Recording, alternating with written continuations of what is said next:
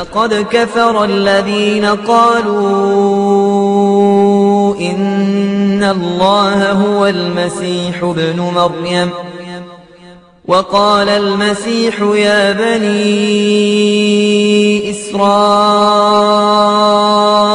اعبدوا الله ربي وربكم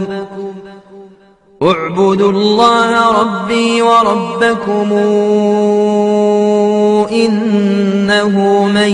يشرك بالله فقد حرم الله عليه الجنة ومأواه النار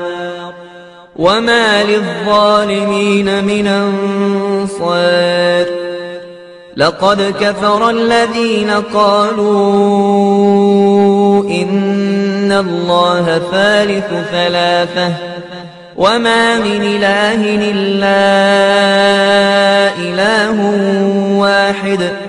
وإن لم ينتهوا عما يقولون ليمسن الذين كفروا منهم عذاب أليم أفلا يتوبون إلى الله ويستغفرونه والله غفور رحيم ما المسيح ابن مريم إلا رسول قد خلت من قبله الرسل وأمه صديقة كانا يأكلان الطعام انظر كيف نبين لهم الآيات ثم انظر أنى يؤفكون قل تعبدون من دون الله ما لا يملك لكم ضرا ولا نفعا والله هو السميع العليم قل يا أهل الكتاب لا تغلوا في دينكم غير الحق ولا تتبعوا أهواء قوم قد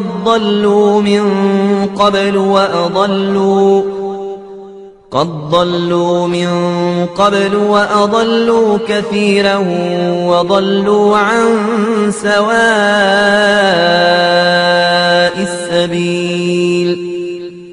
لعن الذين كفروا من بني إسرائيل على لسان داود وعيسى بن مريم ذلك بما عصوا وكانوا يعتدون كانوا لا يتناهون عن منكر فعلوه لبئس ما كانوا يفعلون ترى كثيرا